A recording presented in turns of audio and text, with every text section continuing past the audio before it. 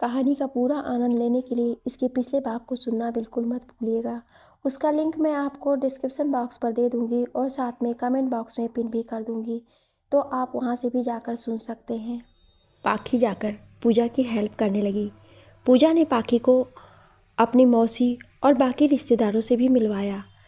दीपक और उसकी पत्नी भी वहीं मौजूद थे। दीपक की पत्नी तो पाखी की फ़ैन हो गई थी। पूरे फंक्शन में बस पाखी के साथ साथ घूमती रही। दोपहर में जब सब खाना खाने लगे तब मनु भीड़ में से आया और पाखी का हाथ पकड़ के चुपके से उसे बाहर निकाल लाया। पाखी को कुछ समझ नहीं आया। क्या हुआ? मनु, मेरे साथ चलो। कहाँ? मनु, बस चलो, बताता हूँ। पाखी मनु के पीछे पीछे चलने लगी। घर से बाहर आने पर पाखी ने देखा सामने एक नई कार खड़ी है। मनु ने गाड़ी का दरवाज़ा खोला और पाखी से बैठने को कहा। पाखी गाड़ी में बैठ गई। मनु ने गाड़ी मेन सड़क की तरफ मोड़ दी। हम कहाँ जा रहे हैं? मनु, कहीं नहीं, बस ड्राइव पर। इतने सारों लोगों के बीच तुमसे ढंग से बात भी नहीं कर पा रहा हूँ, इसलिए बाहर चला आया। अगर वैसे पापा ने नई गाड़ी खरीदी है और मैं चाहता तो इसमें मेरे साथ सबसे पहले तुम बैठो। पाखी मुस्कुरा दी। गाड़ी अपनी रफ्तार में चली जा रही थी। दोनों शहर से कुछ दूर निकल आए थे। तभी पाखी ने कहा, मनु, तुम जो सोच रहे हो वो सब इतना आसान नहीं है। सुमित चाचू की शादी के बाद मुझे विनीत के पास वापस जाना पड़ेगा। घर वालों का फैसला है। अचानक गाड़ी को ब्रेक लगा। मनु ने पाखी की तरफ देखते हुए कहा, तुम कहीं नहीं जाओगे और तुम चाहो तो मैं आज ही तुम्हारे घर वालों से बात करने को तैयार हूँ। तुम उसके साथ खुश नहीं हो, दिखता नहीं तुम्हारे घर वालों को। पाखी, मनु, मेरी खुशी कोई मायने नहीं रखती है। घर वालों को इज्जत खराब करके कुछ नहीं मिलेगा मुझे, और मैं तुम्हारी ज़िंदगी भी खराब करना नहीं चाहती। मनु, कोई ज़िंदगी खराब नहीं होगी। सब जानते हैं तुम्हें मेरी और मुझे तुम्हारी ज़रूरत है। लोगों के तानों को आज तक सुनता आया हूँ, थोड़े और सुन लूँगा। पाखी, प्लीज़ मनु।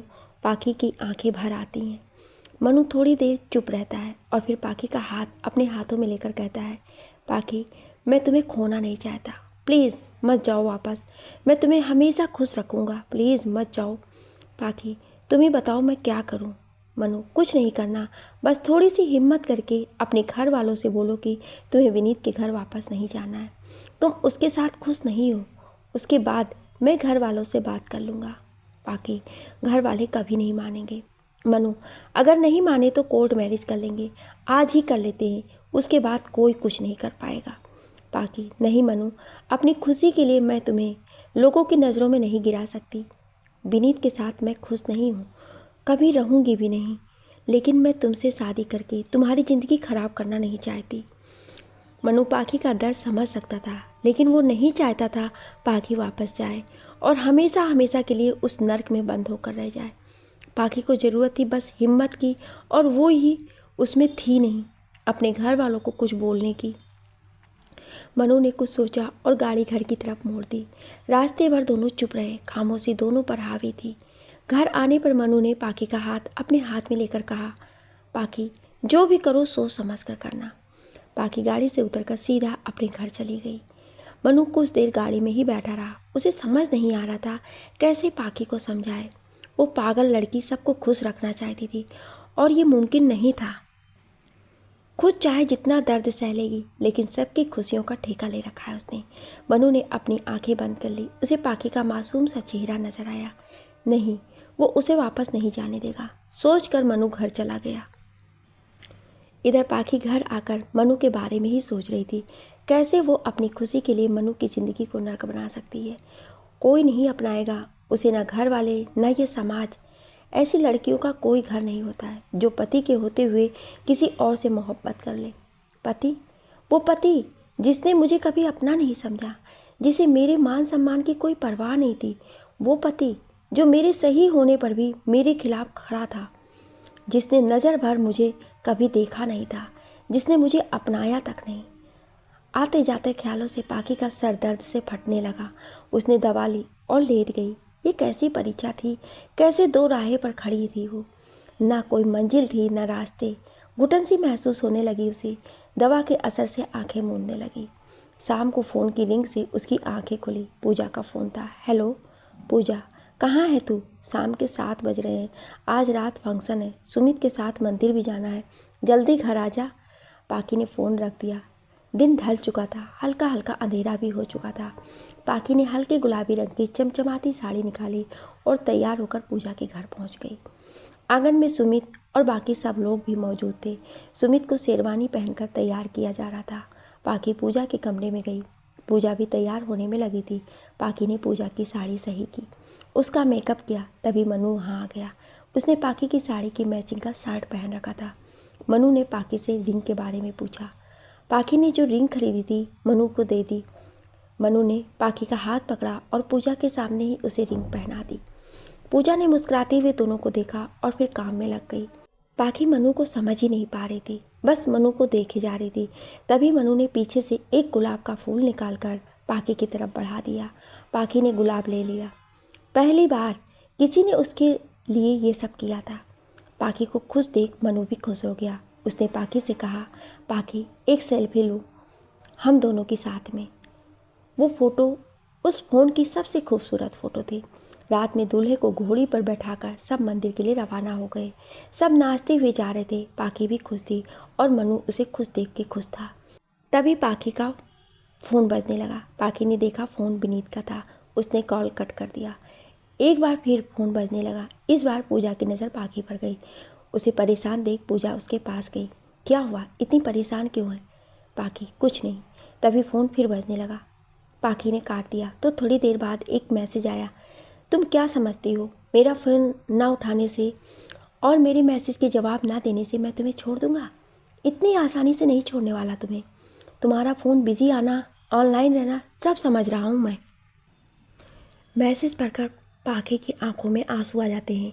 पूजा उसके हाथ से फ़ोन लेकर मैसेज पढ़ती है। उसे बहुत गुस्सा आता है। तभी फ़ोन फिर बजने लगता है। पूजा गुस्से में कहती है, कोई ज़रूरत नहीं है इससे बात करने की और ना ही इससे डरने की ज़रूरत है। तूने कुछ गलत नहीं किया है, सब सही हो जाएगा। मनु को पूजा और पाकी जब दिखाई नहीं दी तो उसने पीछे मुड़कर देखा। पूजा पाकी को कुछ समझा रही थी। मनु उनके पास गया। फ़ोन अब भी बज रहा था। मनु ने पूजा के हाथ से फ़ोन ले लिया। विनीत के मैसेज और कॉल देखकर मनु को गुस्सा आया, लेकिन चुप रह गया।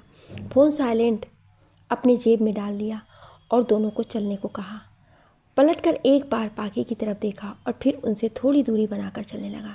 पाकी समझ नहीं पा रही थी कि कौन सही था, विनीत जो बार बार उसे तकलीफ़ पहुंचा रहा था, या फिर मनु जो हर बार उसके सामने आ खड़ा होता है। उसे परेशानी से निकलने के लिए विनीत ने उसे रुलाने में कोई कसर नहीं छोड़ी और मनु ने हंसाने में। मंदिर आ गया, सब दर्शन करने लगे। पाकी भी हाथ जोड़े खड़ी थी। उसने अपनी आंखें मूंद ली और ईश्वर से प्रार्थना करने लगी, हे भगवान, मुझे कुछ समझ नहीं आ रहा है, मैं क्या करूं? ये कैसी परीक्षा ले रहे हैं आप मेरी? अब आप ही बताइए क्या सही है, अब आप ही कोई रास्ता दिखाइए। प्रार्थना कर जैसे ही पाकी ने आंख खोल साइड में देखा, उससे बराबर हाथ जोड़े आंख बंद किए मनु खड़ा था। पाकी उसे देखती रही। क्या मनु ही था उसकी मंजिल? वो मंदिर से बाहर आ गई। क्यों किस्मत बार बार इसे मेरे सामने लाकर खड़ा कर देती है?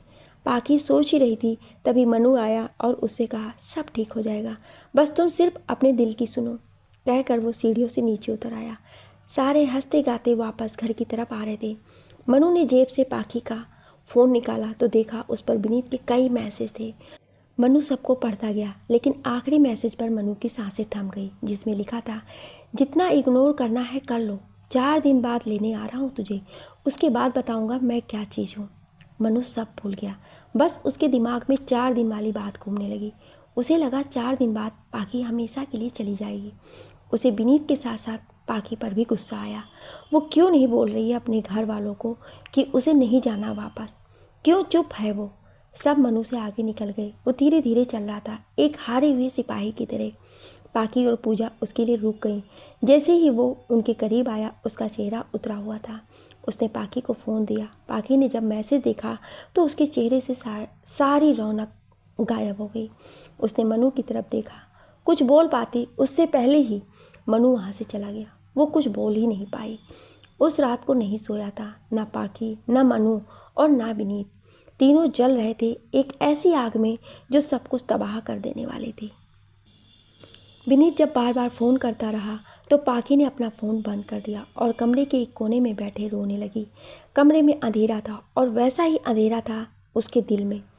दूसरी तरफ मनु परेशान था। गुस्सा शांत होने पर उसे समझ आया कि उसने पाखी के साथ सही नहीं किया। उसे इस तरह अकेला छोड़कर नहीं आना चाहिए था। इन सब में उसकी क्या गलती थी? उसने फ़ोन उठाया और पाखी का नंबर लगाया, पर फ़ोन बंद आ रहा था। अब मनु को और चिंता होने लगी। वो हर 5 मिनट से पाखी को फ़ोन करने लगा, लेकिन फ़ोन बंद आ रहा था।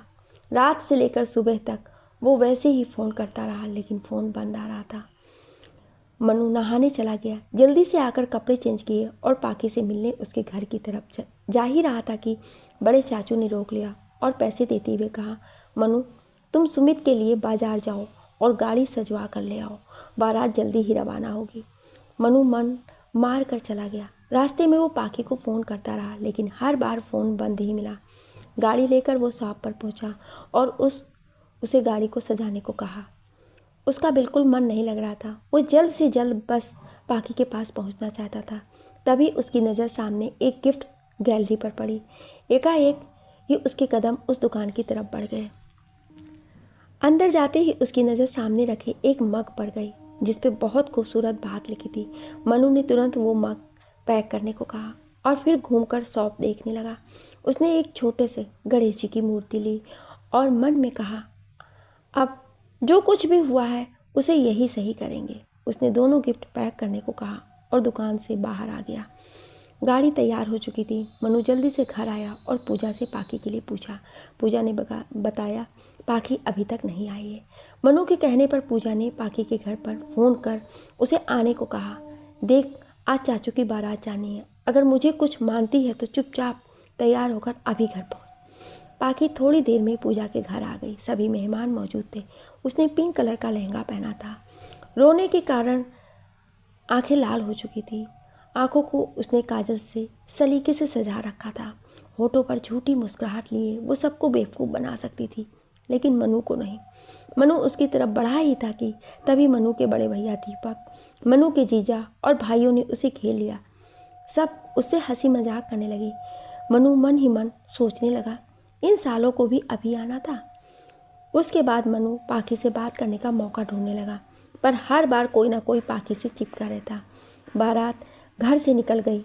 घर सभी मंदिर तक बारात के साथ जाने लगे। पाखी को उसके सैंडल नहीं मिल रहे थे। वो उन्हें खोजने में लगी थी। तभी मनु वहाँ से गुजरा। पाखी को अकेले देख तुरंत उसके पास गया और उसका हाथ पकड़कर एक साइड में लेकर गया।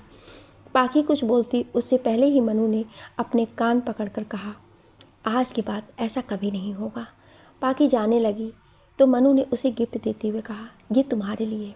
कहकर वो बाहर चला गया। नाचते गाते सुमित की बारात रवाना हो गई। घर के सभी मर्द बारात में चले गए और औरतें बाकी की रस्में निभाने में व्यस्त हो गई। पाखी भी अपने घर आ गई। घर आते ही उसने मनु का दिया गिफ्ट खोल कर देखा। एक बहुत सुंदर कॉफ़ी मग था, जिस पर कुछ लाइन्स लिखी थी। पाखी ने उन्हें पढ़ना शुरू किया। Dear love, I promised you I will always with you. You are my everything. I love you today and till my last breath for ever. Pakhi ने कप साइड में रखकर दूसरा गिफ्ट खोला। उसमें सफ़ेद पत्थर से बनी एक बहुत खूबसूरत गणेश की मूर्ति थी। पाखी को बहुत अच्छी लगी। तभी मनु का फ़ोन आ गया। हेलो मनु, गिफ्ट पसंद आया? हाँ, बहुत खूबसूरत है। मनु, उस मग पर कुछ लिखा था, पढ़ा तुमने? हाँ पढ़ा। मनु, अच्छा, अभी मैं गाड़ी चला रहा हूँ, बाद में करता हूँ, जल्दी आने की कोशिश करूँगा, अपना ख्याल रखना। कहकर मनु ने फ़ोन काट दिया। शादी की थकान से पाखी उस रात जल्दी सो गई। मनु भी देर रात घर आया। बारात के साथ सुमित की दुल्हन घर आ चुकी थी। सब उसकी आवभगत में लगे हुए थे। सुबह के 5 बज रहे थे। थकने की वजह से मनु कमरे में जाकर सो गया। थोड़ी देर लेटा ही था कि तभी मनु के पापा ने आकर कहा, बेटा मैं घर के लिए निकल रहा हूँ, गाड़ी यहीं है, तुम भी आज घर आ जाना। और हाँ, दीपक और सनी भी यहीं है, तो उनको भी साथ लेते आना, ज़्यादा देर मत करना। कहकर वो गाड़ी की चाबी उसे देकर चले गए। मनु की अचानक नींद उड़ गई। उसे आज वापस जाना था अपने घर, लेकिन उसे पाखी से मिलना था। लेकिन इतनी सुबह सुबह वो कैसे मिल सकता था? उसने घड़ी में टाइम देखा, सुबह के 6 बज रहे थे। वो उठकर और नहाकर जल्दी से तैयार होकर पाखी के घर के सामने पहुंच गया। उसने पाखी को फ़ोन लगाया। पाखी सुबह देर तक सोती रही। तभी उसका फ़ोन बजा। फ़ोन मनु का था। उसके चेहरे पर स्माइल आ गई। उसने फ़ोन उठाया। हेलो, कहाँ हो तुम? पाखी, सो कर उठी हूँ। मनु, ज़रा गेट पर आना। पाखी, क्यों? पाखी ने नींद में कहा। मनु, आओ तो सही। पाखी उठकर दरवाजे के पास आ गई। उसने आंखें मलते हुए देखा। उससे कुछ ही दूरी पर मनु खड़ा मुस्कुरा रहा था। पाखी, तुम इतनी सुबह यहाँ? मनु, पापा ने घर आने के लिए कहा है।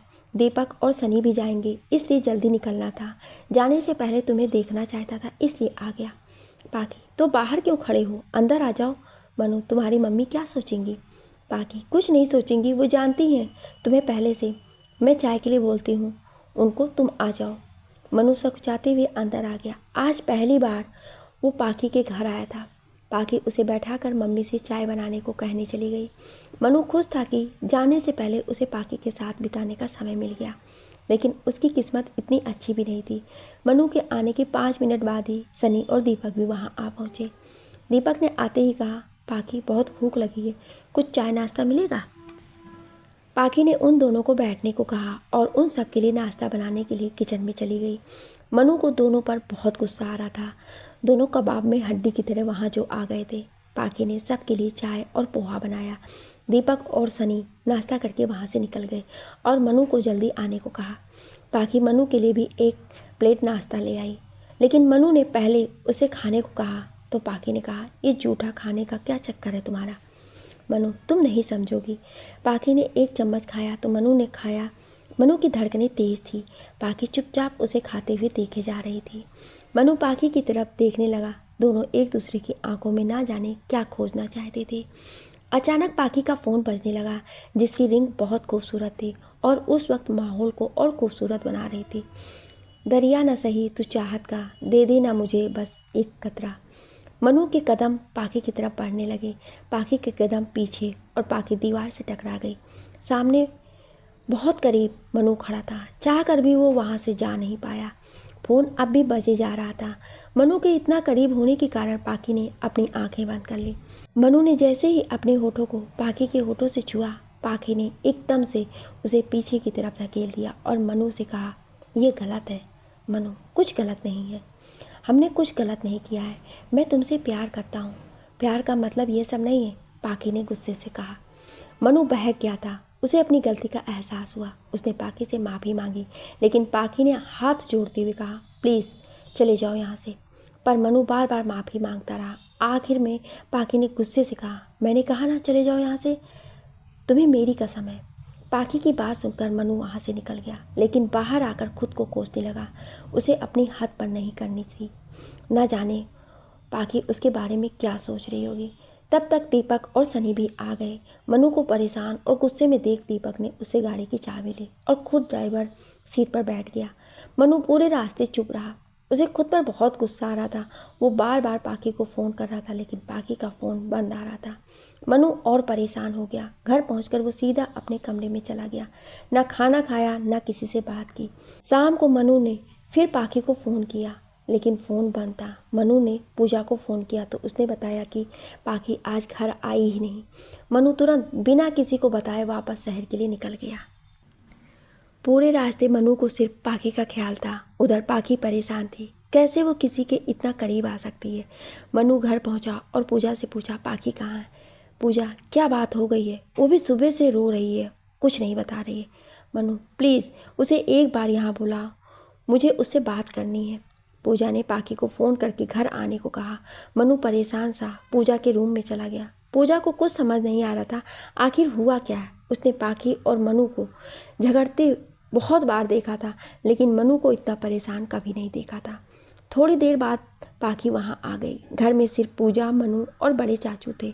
पाखी के आते ही मनु उसके सामने आया और बोला, मुझसे गलती हो गई, प्लीज़ तुम्हें सज़ा जो देनी है दो, लेकिन खामोश मत रहो प्लीज़। मैं बहक गया था। पाखी चुपचाप सुनती रही, फिर कहा, मनु तुम ये सब क्यों कर रहे हो? मेरे लिए इन सब की नज़रों में मत गिरो प्लीज़। मनु, मुझे सिर्फ तू चाहिए। जब अकेला होता हूँ तो तू चाहिए, भीड़ में होता हूँ तो तू चाहिए, खुश हूँ तो तू चाहिए, उदास हूँ तू चाहिए, हंसता हूँ तू चाहिए, रोता हूँ तू चाहिए। तू है तो सब कुछ है, तू नहीं तो कुछ भी नहीं। एक बार तुम्हें खो चुका हूँ, फिर से नहीं खोना चाहता। मनु की बात सुन पाखी के आंखों में आंसू आ जाते हैं। वो दौड़कर मनु के गले लग जाती है और कहती है, सॉरी, मैं डर गई थी। मनु ने कुछ नहीं कहा, बस उसे गले लगाए रखा। थोड़ी देर बाद सब पूजा के कमरे में जमा थे। थोड़ी देर बाद पूजा और चाचू ने दोनों को अकेले छोड़ दिया। दोनों एक दूसरे के आमने सामने थे। मनु पाखी को समझा रहा था, मनु हिम्मत कर और जाकर बोल अपने घर वालों को कि तुझे उसके साथ नहीं रहना है। पाखी, मैं ऐसा नहीं कर सकती। मनु, क्यों नहीं कर सकती? जब तू उस इंसान के साथ खुश ही नहीं है तो फिर क्यों नहीं छोड़ रही है उसे? पाखी, क्योंकि ये सब मेरे लिए इतना आसान नहीं है। घर वाले मेरी बात कभी नहीं मानेंगे। मनु, तो फिर चल अभी शादी कर लेते हैं, उसके बाद कोई कुछ नहीं कर पाएगा। पाखी, ऐसा कभी मत करना। मैं कभी नहीं चाहती कि मेरे लिए तू किसी भी की नज़रों में गिर जाए या फिर कोई तुझ पर उंगली उठाए। मनु, मुझे फ़र्क नहीं पड़ता। अगर तू साथ है तो मैं सारी दुनिया के खिलाफ जाने को तैयार हूँ। पाखी खामोश हो जाती है। मनु फिर पूछता है, अच्छा ये बता, तू खुश रहेगी उसके साथ? पाखी, नहीं। मनु, वापस जाना चाहती है? पाखी, नहीं। मनु, तो फिर हिम्मत करके बोल। जब तक कुछ नहीं बोलेगी वह ऐसे ही टॉर्चर करता रहेगा। अपने घर वालों से साफ साफ बोल कि तुझे उससे तलाक चाहिए, उसके बाद मैं संभाल लूँगा। पाखी, तलाक हो भी जाए तो मैं तुमसे इतनी जल्दी शादी नहीं कर सकती। मनु, मुझे शादी की कोई जल्दी नहीं है। 1 साल 2 साल मैं इंतज़ार करने के लिए तैयार हूँ। तू सिर्फ मेरी है, मैं तुझे खोना नहीं चाहता। मनु के काफ़ी देर समझाने के बाद पाखी अपने घर चली गई। एक तरफ वो खुश थी कि मनु उसे प्यार करता है, लेकिन उसकी खुशी ज़्यादा देर नहीं थी। घर आते ही माँ ने उसे बताया, 2 दिन बाद विनीत तुम्हें लेने आ रहा है। हमें लगता है एक बार तुझे उसके साथ जाना चाहिए, शायद वो सुधर जाए। माँ की बात सुनकर पाखी के पैरों से ज़मीन निकल गई। उसे लगा जैसे सब कुछ एक कांच का महल जैसा था जो अब बिखरा हुआ नज़र आ रहा था और उसकी किरचें उसके सीने के अंदर बहुत गहरे तक धंसती जा रही थी। वो काफ़ी देर चुपचाप सब सुनती रही। उसने अपनी आंखें बंद कर ली। मनु का चेहरा नज़र आया। उसने एक गहरी सांस ली और कहा, मुझे वापस नहीं जाना है। सब उसे देखने लगे। मम्मी ने पूछा, क्यों नहीं जाना वापस? हम लोगों ने कोई फैसला किया है तो सोच समझकर ही किया होगा। पाखी, आपका फैसला जो भी हो, मुझे उस आदमी के पास वापस नहीं जाना है। उसने मेरे साथ जो किया है नहीं भूल सकती मैं, उसे नहीं अपना सकती मैं। गलती सबसे होती है, उस गलती को सुधारने का मौका एक बार सबको देना चाहिए। पाखी, गलती? उनके गुनाहों को गलती का नाम मत दीजिए आप लोग। मुझ पे जो गुजरी है उसका दर्द सिर्फ मैं ही जान सकती हूँ, आप लोग नहीं। तो फिर क्या चाहती है तू? पाखी, तलाक। मुझे उससे तलाक चाहिए। विनीत के साथ रहकर मैं अपनी ज़िंदगी बर्बाद नहीं कर सकती। तलाक का नाम सुनकर सब घर वालों के मुंह खुले के खुले रह गए। पाखी रोने लगी। अपनों के बीच होकर भी वो एकदम अकेली थी। इस वक्त वो जिस दर्द से, जिस तकलीफ से गुजर रही थी, वो सिर्फ वो ही जानती थी। गलती चाहे किसी की भी हो, सज़ा हमेशा औरत को ही मिलती थी। पाखी के वापस न जाने की वजह मनु नहीं बल्कि विनीत का व्यवहार था। वो चाह कर भी अपने साथ हुए वाक़ये को भुला नहीं पा रही थी। सबके बीच से उठकर वो अपने कमरे में चली गई। उसका दुख समझने वाला कोई नहीं था उस वक्त। अगले दिन पाखी की सूजी हुई आंखें बता रही थी कि वो सारी रात सोई नहीं थी। उसने किसी से बात नहीं की और तैयार होकर ऑफिस चली गई। थोड़ी देर बाद पाखी की मम्मी का फ़ोन आया। पाखी के मामा जी की तबीयत अचानक से ख़राब होने के कारण मम्मी वहाँ चली गई। घर में सिर्फ पाखी और छोटी बहन बाड़ी थी। पाखी शाम को ऑफिस से आई और छत पर चली गई। अकेले बैठे बैठे काफ़ी देर तक रोती रही। फिर ना जाने उसके मन में क्या आया, वो शाम को अंधेरा होते ही घर से बाहर चली गई और थोड़ी दूर जाकर मंदिर की सीढ़ियों पर बैठ गई। आंसू उसकी आंखों से लगातार बहते जा रहे थे। इधर बाड़ी पाखी को घर में ना पाकर परेशान हो गई और उसे ढूंढना शुरू कर दिया, पर पाखी नहीं मिली। बाड़ी और ज़्यादा परेशान हो गई। मम्मी भी घर में नहीं थी। उसने आसपास घरों में जाकर देखा, पर पाखी वहाँ भी नहीं थी। तभी बाड़ी को पूजा का ख्याल आया। पाखी सबसे ज़्यादा पूजा के घर ही जाती थी। वो भागती हुई उसके घर पहुँची, लेकिन पाखी वहाँ भी नहीं थी। वो चुपचाप घर आ गई। 9 बज रहे थे, लेकिन पाखी का कोई अता पता नहीं था। अब बाड़ी को पाखी की चिंता होने लगी थी। वो वापस पूजा के घर गई। मनु और बड़े चाचू वहीं थे। पूजा के पूछने पर बाड़ी रोने लगी और पाकी के बारे में बताया। मनु ने फ़ोन करने की कोशिश की तो बाड़ी ने बताया कि वो अपना फ़ोन और बैग कुछ साथ में लेकर नहीं गई है। पूजा ने उसे चुप कराया और कहा कि चिंता मत करो, चाचू को भेजती हूँ तुम्हारे साथ। बड़े चाचू के साथ साथ मनु भी बाड़ी के साथ घर आ गया। बाड़ी ने पहले दिन हुई सारी बातें पूजा के पति को बता दी। अब सबकी चिंता और बढ़ गई, कहीं पाकी कोई गलत कदम ना उठा ले। मनु बस पाकी के बारे में सोचा जा रहा था। उधर पाकी जब काफ़ी देर तक मंदिर की सीढ़ियों में बैठी रही थी, पंडित ने आकर कहा, बेटी काफ़ी देर से देख रहा हूँ तुम यहीं बैठी हो और परेशान भी लग रही हो। तुम कौन हो, कहाँ रहती हो? पाकी ने उसे अपना नाम बताया तो पंडित ने उसके सर पर हाथ रखते हुए कहा, तुम मेरी बेटी की उम्र की हो, इसलिए कह रहा हूँ इस वक्त तुम बहुत परेशान हो। अभी अपने घर जाओ, सब ठीक हो जाएगा। इतनी रात गए तुम्हारा यहाँ रुकना सही नहीं है। पाकी ने अपने गालों पर सूख चुके आंसुओं को धोया और घर की तरफ चली गई। इधर पाकी के ना आने की वजह से सब परेशान थे। मनु को पाकी पर बहुत गुस्सा आ रहा था, पर साथ ही साथ उसकी चिंता भी हो रही थी, कहीं वो अपने साथ कुछ गलत ना कर ले। पर वो समझती क्या है खुद को, बिना बताए कहीं भी चली जाएगी। आने दो उसको, मैं बताता हूँ। मनु परेशान सा इधर उधर टहल ही रहा था कि उसने देखा अंधेरे में एक लड़की चली आ रही है। वो पाकी ही थी। जैसे ही वो पास आई, मनु ने उसकी गाल पर एक थप्पड़ रसीद कर दिया और उसका हाथ पकड़कर अपने सीने पर रखा। उसकी धड़कनें बहुत तेज चल रही थी। मनु, महसूस हुआ कुछ? अगर थोड़ी देर और नहीं आती तो मेरी जान निकल जाती। कहाँ गई थी इतनी रात को अकेले? तुम्हारी वजह से सब कितने परेशान हो गए, अंदाज़ा भी है तुम्हें? और करना क्या चाहती हो तुम? मरना चाहती हो तो मर जाओ, पर मुझे साथ लेके। तुमने एक बार भी मेरे बारे में नहीं सोचा? मनु पाकी को डांटे जा रहा था और वो मुस्कुराती हुई उसे देखे जा रही थी।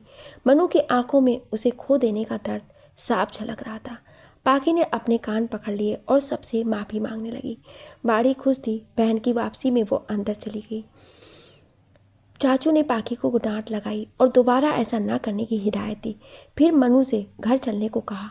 मनु अब भी पाकी को घूरे जा रहा था। फिर उसका हाथ अपने हाथ में लेकर कहा, ऐसा क्यों किया?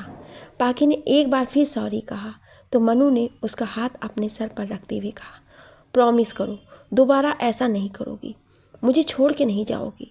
पाकी के प्रॉमिस करने के बाद ही मनु घर गया। अगले दिन मम्मी के आने पर जब उनको पाकी के घर से जाने की बात पता चली तो उनका दिल बैठ गया। उनको लगा कहीं तनाव में आकर पाकी अपने साथ कुछ गलत ना कर ले। पाकी के बड़े चाचा उसी शहर में रहते थे। माँ ने उसे कुछ दिन के लिए वहाँ भेजने का सोचा और अगले ही दिन उसे चाचा के घर भिजवा दिया। वहाँ वो सबकी निगरानी में भी रह सकती थी और शायद कुछ गलत ना करती। पाकी आ तो गई लेकिन मनु को बिना बताए। उधर जब पाकी उसे नहीं दिखी तो वो परेशान हो गया। उसने तुरंत उसे फ़ोन किया, हेलो मनु, कहाँ हो तुम?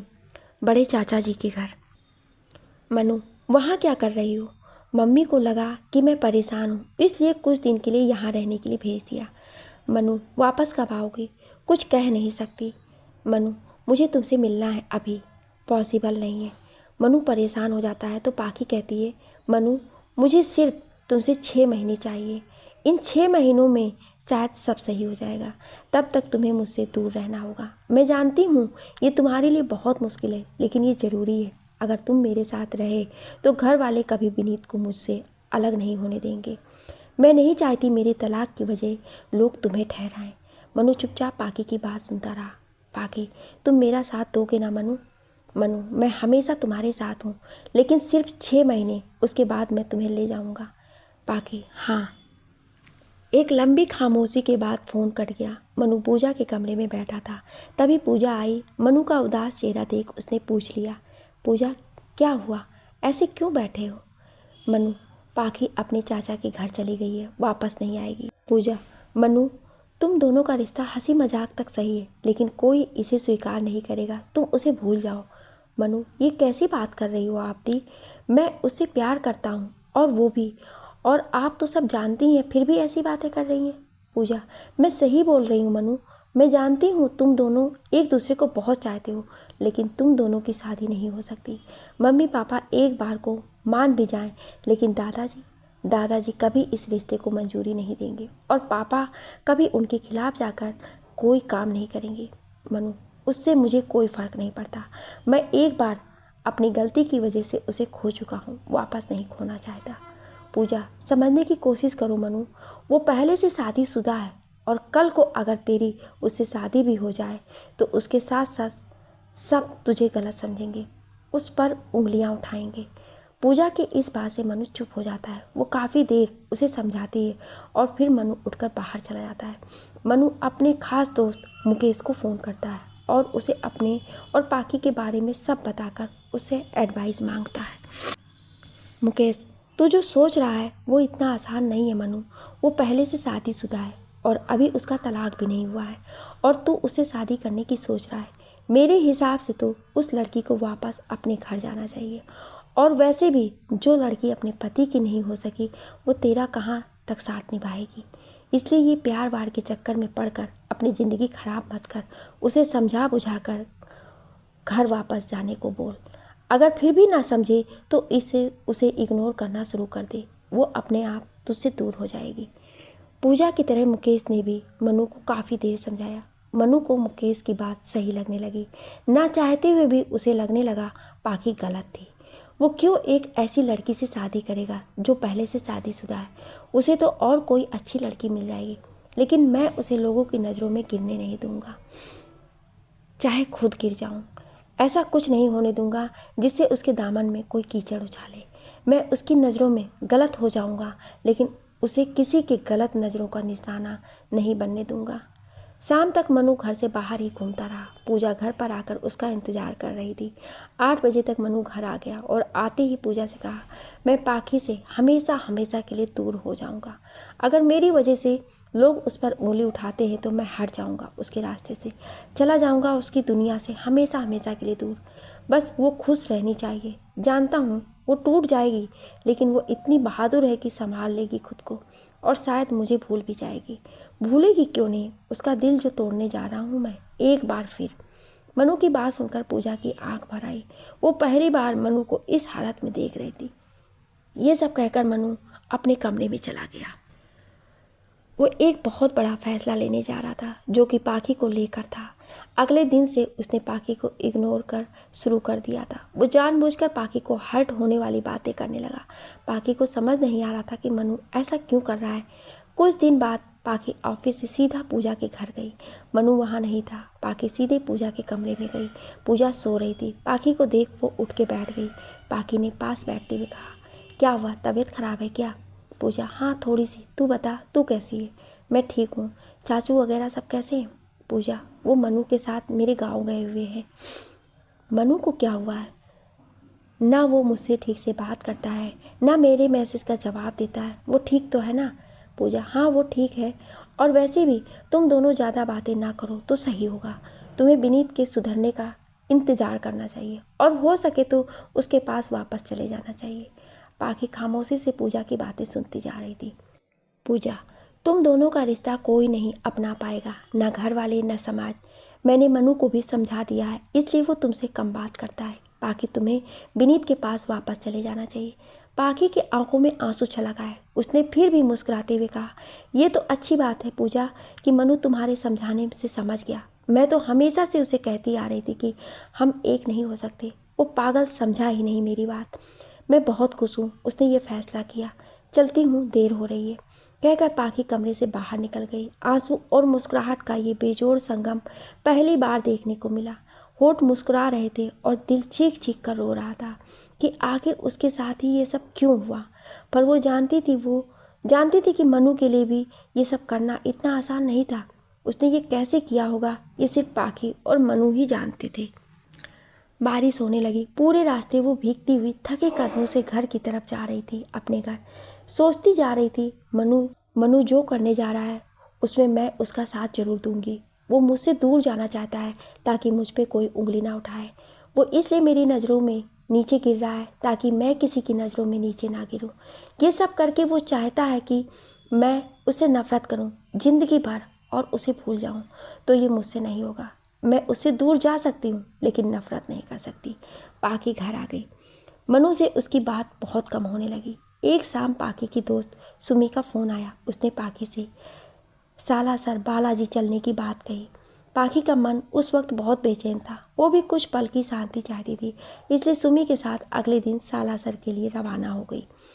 सालासर से कुछ ही दूरी पर मनु का घर था।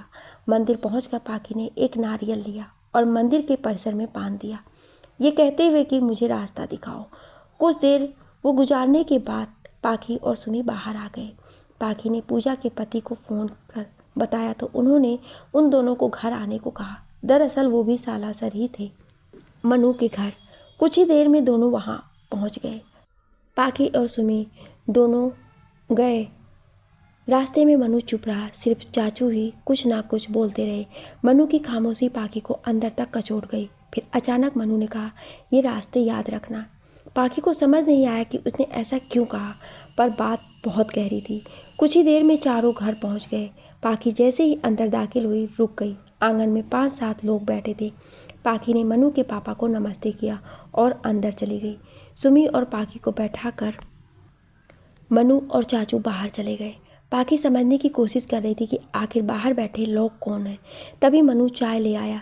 सुमी को चाय देकर वो जैसे ही पाखी की तरफ मुड़ा, चाचू ने अंदर आते हुए कहा, पाखी, बाहर जो लोग बैठे हैं ना, वो मनु को देखने आए हैं। उसके हाथ से फ़ोन छूट गया। स्क्रीन पर दरारें आ गईं और शायद उसके दिल पर भी। मनु चुपचाप उसके सामने आकर खड़ा हो गया और कहा, चाय। पाखी ने अपनी पलकें उठाकर मनु की तरफ देखा। पाखी की आंखें भरी हुई थी।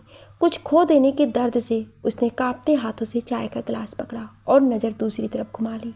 वहाँ बैठना उसे अब घुटन का एहसास दिला रहा था। वो उठकर बाहर आ गई। चाचू भी उसके पीछे पीछे चले आए और आकर उसके कंधे पर अपना हाथ रखकर कहा, इस वक्त वही थे जो पाखी के दर्द को समझ सकते थे। पाखी ने एक फीकी सी मुस्कुराहट के साथ उनकी तरफ देखा, पर उसकी आंखों की नमी उनसे छुप नहीं पाई। दूर खड़ा मनु सब देख रहा था, पर बेबस था। थोड़ी देर बाद पाखी ने चाचू से वापस जाने की बात कही तो मनु उन्हें बस स्टैंड तक छोड़ने के साथ आ गया। मनु के साथ साथ बड़े चाचू भी आ गए। चारों गाड़ी में थे और खामोशी फैली थी। पाखी को दुख था तो सिर्फ इस बात का कि मनु ने उसे कुछ नहीं बताया। फिर भी वो सबके सामने हंसने का नाटक कर रही थी, लेकिन मनु की आंखों से कुछ छुपा नहीं था। वो देख सकता था उसकी आंखों में उसके दर्द को। सुमी और पाखी को बस स्टैंड छोड़ दोनों वापस चले गए। पाखी और सुमी ने अपने शहर की बस की टिकट लिया और आकर बैठ गई। बस अपनी रफ्तार में चली जा रही थी। पाखी खिड़की से बाहर रास्तों को पीछे जाते हुए देख रही थी और सोच रही थी, काश वो भी इन रास्तों की तरह ज़िंदगी के सफ़र में पीछे जा पाती, पर यह सब मुमकिन नहीं था। मनु की कही बात का मतलब पाखी को अब समझ आ रहा था। मनु ने सही कहा था, ये रास्ते याद रखना, क्योंकि वो जानता था वापसी का सफ़र पाखी को अकेले तय करना है। उसके हर सवाल का जवाब उसके सामने था। उसने अपनी आंखें मूंद ली। 2 घंटे बाद वो अपने शहर में थी, पर अपने पीछे बहुत कुछ छोड़ आई थी शायद। पाखी घर आ गई। कुछ दिन यूं ही गुजर गए और फिर एक शाम रीना बुआ ने पाखी को एक लड़की की तस्वीर दिखाते हुए कहा, मनु की सगाई हो गई है। 2 महीने बाद उसकी शादी है। पाखी जानती थी ऐसा कुछ भी होगा, लेकिन उसे किसी और से पता चलेगा, बस इसकी उम्मीद नहीं थी। उसने मनु को मैसेज किया, मुबारक हो। मनु ने कोई जवाब नहीं दिया। पाखी ने एक कविता लिखी जो उस वक्त उसके हालातों से मिलती जुलती थी। देखो ना, तुमने पाकर भी खो दिया मुझे। मेरे जाने से शायद कुछ नहीं बदलेगा, बस अब किसी और का नंबर तुम्हारे फ़ोन लिस्ट में सबसे ऊपर होगा। ऐसा नहीं है कि मुझे तुमसे नफ़रत हो गई है, पर मेरी जगह प्यार जताने वाली अब कोई और होगी। तुम्हारा इंतज़ार वैसे ही होगा जैसे पहले होता था, बस दरवाजे पर मेरी जगह कोई और होगी। तुम्हारी गाड़ी की फ्रंट सीट वैसी ही होगी, पर ना उस पर कोई पाखी होगी, ना कोई मनु होगा। वो जगह किसी और की होगी, और शायद तेरे दिल में भी। शादी मुबारक हो मनु। पाखी का ये आखिरी मैसेज था मनु को, जिसके जवाब ने पाखी की आंखों में आंसू ला दिए। तुम चाहो तो हम दोस्त बनकर रह सकते हैं। पाखी जानती थी प्यार के बाद दोस्त बनना मुमकिन नहीं है। वो मनु की खुशियों के बीच अब और नहीं आना चाहती थी। जवाब में पाखी ने लिखा, नहीं, शायद अब इसकी ज़रूरत नहीं पड़ेगी। और हमेशा के लिए वो नंबर अपने फ़ोन से हटा दिए। उसकी तस्वीरें, उसके मैसेज सब हटा दिए। उसका कुछ नहीं रखना चाहती थी वो अपने पास। मनु ने उस वक्त पाखी का साथ छोड़ा जब उसे उसकी सबसे ज़्यादा ज़रूरत थी। वो रोती रही पूरी रात। उस रात वो सो नहीं पाई और जब सोई तो हकीकत से जुड़े एक सपने ने उसकी आंखें खोल दी। पाखी ने देखा एक लड़कियों का ग्रुप जिनके साथ पाखी गलियों से चली आ रही है। उनमें से एक लड़की जो कि उसकी जानी पहचानी सी लग रही थी पाखी के साथ साथ चल रही है। सभी सड़क के किनारे पर आकर खड़ी हो गईं और बस का इंतज़ार करने लगी। तभी मनु वहाँ अपनी बाइक से आ पहुँचा और हाथ से इशारा किया अपने पास आने को। पाखी की खुशी का कोई ठिकाना नहीं था। जैसे ही वह आगे बढ़ी किसी ने हाथ पकड़कर उसे रोक लिया। पाखी ने पलट कर देखा, ये वही लड़की थी जो उसे जानी पहचानी लग रही थी। उसने पाखी को लगभग पीछे खींचते हुए कहा, तुम नहीं मैं, मुझे बुला रहा है वो, और जाकर मनु के साथ बाइक पर बैठ गई। मनु पाखी की तरफ मुस्कुराते हुए उस लड़की के साथ वहाँ से निकल गया। पाखी की आंखें खुली गईं। उसने महसूस किया वो पसीने से भीग चुकी है। वो सपना हकीकत से भी ज़्यादा डरावना था। अब पाखी मान चुकी थी कि मनु उसका कभी नहीं हो सकता है। सुबह हो चुकी थी। वो उठी और मनु के दिए सभी तोहफे एक बैग में डालकर पूजा के घर पहुंच गई और उसने बैग पूजा को दे दिया। पूजा, मनु को बहुत बुरा लगेगा।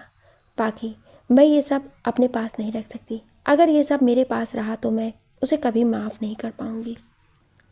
कहकर पाखी वहाँ से चली गई। उसके बाद उसकी मनु से कभी बात नहीं हुई। पूजा के घर भी कम जाने लगी थी। वो घर उसे बार बार मनु को याद दिलाता था और वो ये नहीं चाहती थी मनु ने उसके साथ जो किया उसकी वजह पाखी नहीं थी और शायद जानना भी नहीं चाहती थी। पर उसने खुद को बदल लिया, सबसे दूर कर लिया खुद को। ना किसी से मिलती, ना किसी से बात करती थी। उसके सब दोस्त फ़ोन करके परेशान हो रहे थे पर उसने सबसे कह दिया कि उसे किसी से बात नहीं करनी। वो अब पहले वाली पाखी नहीं रही थी। अपने आप को खुश दिखाने के लिए सबसे हर वक्त हंसी मजाक किया करती, सबकी मदद करती, घर से ऑफिस, ऑफिस से घर, बस यही उसका रोज़ाना का काम बन चुका था। हमेशा शांत रहती थी पर उसके अंदर चलने वाला सिर्फ वही जानती थी। वक्त गुजर रहा था। धीरे धीरे मनु की शादी के दिन भी नज़दीक आ गए। कार्ड भी छप चुके थे और बंटने भी लगे पर पाखी के पास कोई कार्ड नहीं आया। न उसे बहन कहने वाली पूजा ने बताया, न बेटी कहने वाले मनु के पिता ने, और न मनु ने। पर वो फिर भी खुश थी। और फिर शादी के एक दिन पहले पूजा ने होनी बेटी के हाथ उसकी शादी का कार्ड भी भिजवा दिया। पाखी ने कार्ड लिया। उसने बिना उसे देखे कमरे की सबसे ऊपरी रोशनदान पर रख दिया क्योंकि वो नहीं चाहती थी कि मनु का नाम वो किसी और नाम के साथ पढ़े। जख्म जो भर चुके थे एक बार फिर ताज़ा हो गए, लेकिन इस बार उन जख्मों को पीड़ पाखी के चेहरे पर नहीं थी। पाखी को पूजा के फ़ोन का इंतज़ार था लेकिन उसका कोई फ़ोन नहीं आया। वो पूजा जिसने 7-8 सालों में पाखी के बिना कुछ नहीं किया था, आज वो ही पूजा पाखी से दूर होती जा रही थी। पाखी ने एक गहरी सांस ली और अपनी दोस्त काव्या को फ़ोन किया। हेलो, आ गया शादी का कार्ड?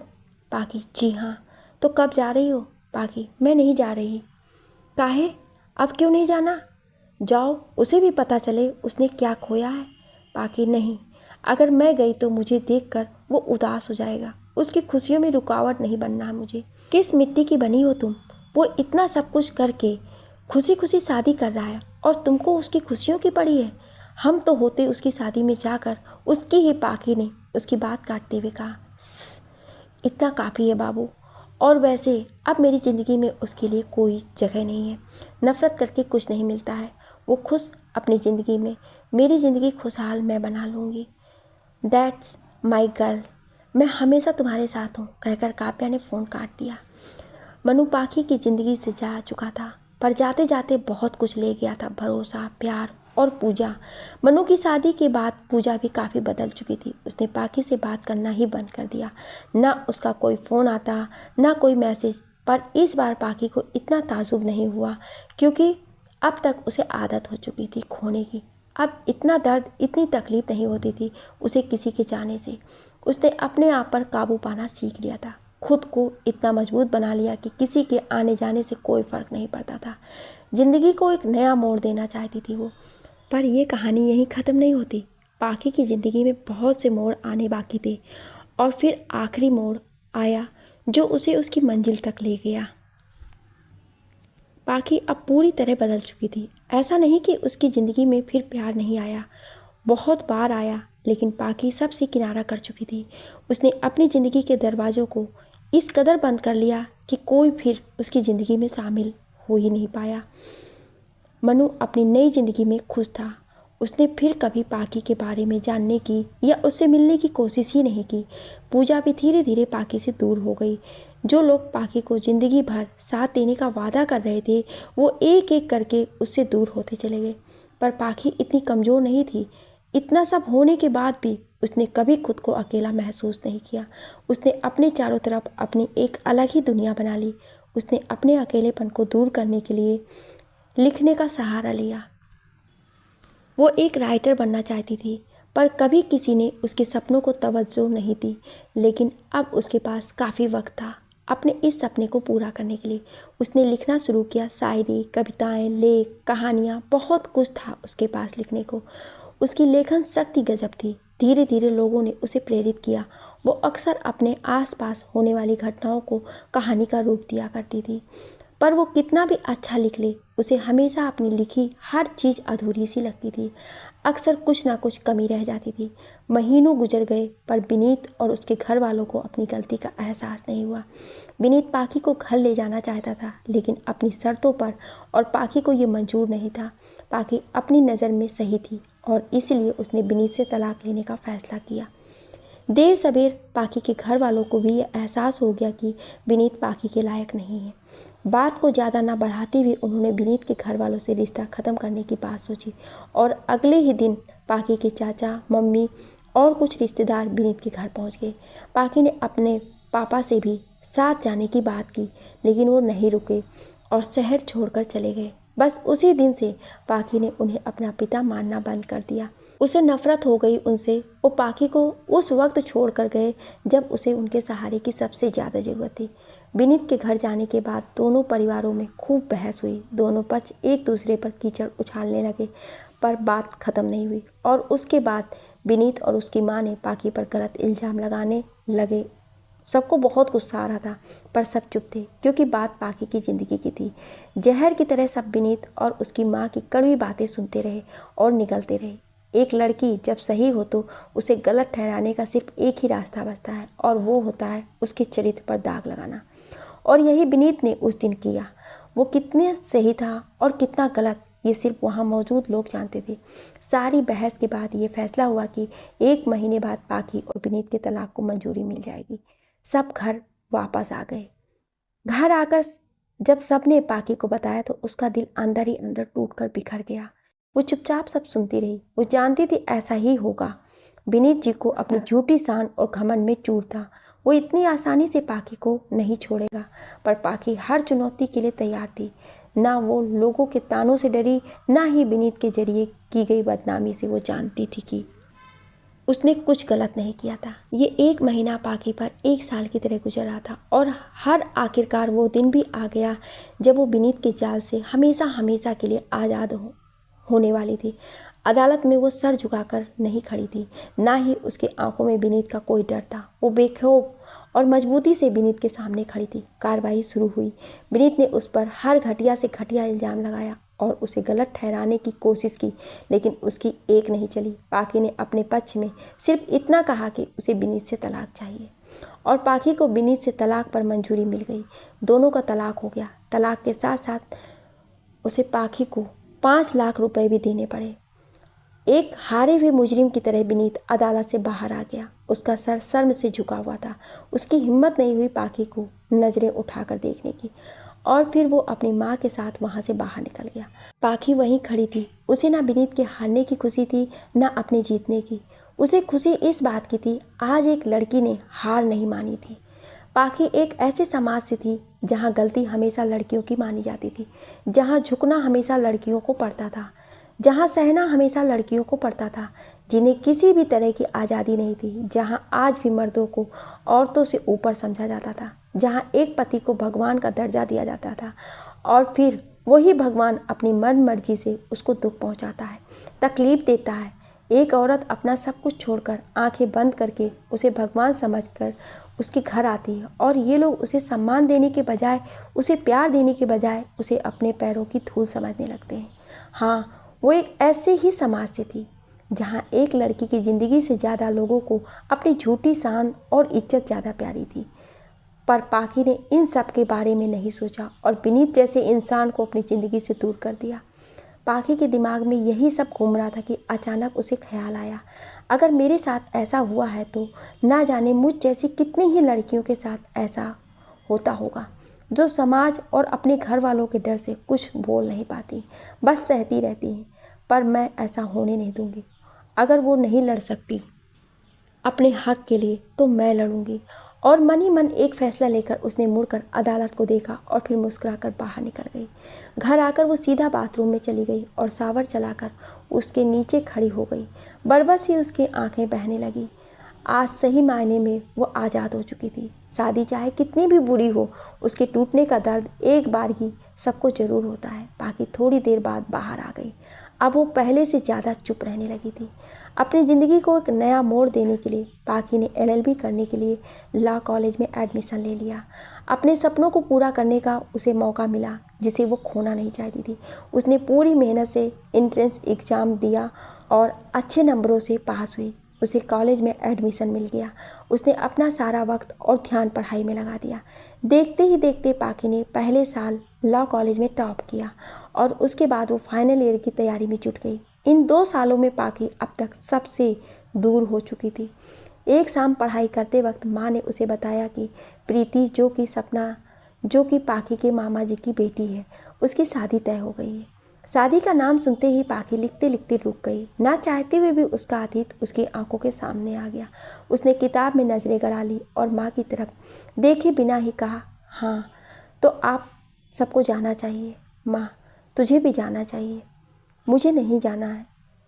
और आप तो जानती हैं मुझे पसंद नहीं है शादियों में जाना। माँ, तो क्या ज़िंदगी भर घर में बंद रखोगी खुद को? कब तक इस तरह सबसे दूर रहोगी? इन 2 सालों में तुमने घर से कॉलेज और कॉलेज से घर बस यही किया है। बाहर निकलोगी, लोगों से मिलोगी, तभी तो अपना बीता हुआ कल भूल पाओगी। माँ, मुझे पढ़ने दो और जाओ यहाँ से प्लीज़, पाखी ने हाथ जोड़ते हुए कहा। माँ उठकर चली गई। ऐसा हर 2-4 दिन से होता रहता। जब माँ पाखी को समझाती, पर पाखी ना जाने क्यों अपने उस अतीत से निकलना ही नहीं चाहती थी, या फिर डरती थी कि कहीं फिर से कोई उसके जज्बातों के साथ ना खेल जाए। पाखी सोच ही रही कि तभी उसका फ़ोन बजा। फ़ोन पर सपना का नंबर देख उसने एक बार तो फ़ोन नहीं उठाया। सपना ने फिर से फ़ोन लगा दिया। इस बार पाखी को फ़ोन उठाना पड़ा। हेलो सपना। हेलो की बच्ची, बुआ बता रही कि तू शादी में नहीं आ रही है। हाँ, वो फाइनल ईयर है ना, तो मुझे पढ़ना है, और तू तो जानती है मुझे शादी भीड़ भाड़ ये सब नहीं पसंद है। सपना, पसंद हो या ना हो मुझे नहीं पता, मेरी शादी में आना है बस। मैं नहीं आ सकती यार। सपना, क्या हो गया है तुझे पाखी? तू बिल्कुल बदल गई है। ऐसी पहले कभी नहीं थी तू। याद है पहले हम लोग कितनी मस्ती किया करते थे, कितनी बातें किया करते थे एक दूसरे से, और आज तुझे 2 साल हो गए, मिलना तो दूर तू बात तक नहीं करती। बुरा वक्त सबकी ज़िंदगी में आता है, पर इसका मतलब ये नहीं कि तुम खुश रहना ही छोड़ दो। सबसे दूर जा चुकी हो तुम, ये तुम्हें खुद भी नहीं पता है पाखी। कहीं ऐसा ना हो इसके चलते तुम सब कुछ खो दो। पाखी खामोशी से सुनती रही। सपना, तुझे नहीं आना तो मत आ, पर एक बार सोच तूने खुद को क्या बना लिया है। तेरा दिल सिर्फ एक इंसान ने तोड़ा है, पर तू अकेली सबका दिल तोड़ रही है। मेरा, बुआ का, अपने दोस्तों का, और इन सब के साथ खुद का भी। आज सब तेरे साथ है, पर कल जब तुझे अकेलेपन का एहसास होगा तो तेरे पास कोई नहीं होगा। बाय कहकर सपना ने फ़ोन काट दिया। पाखी ने किताबें समेट कर साइड में रख दी और सपना के बारे में सोचने लगी। सही तो कह रही थी वो।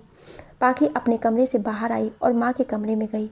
वहाँ सपना की शादी का कार्ड रखा हुआ था। उसने उठाकर देखा, शादी 10 दिन बाद थी।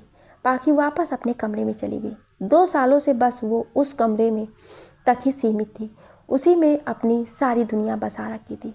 2 दिन बाद माँ बाड़ी के साथ सपना की शादी में चली गई और जाते जाते पाखी से शादी में शामिल होने की रिक्वेस्ट भी करती गई।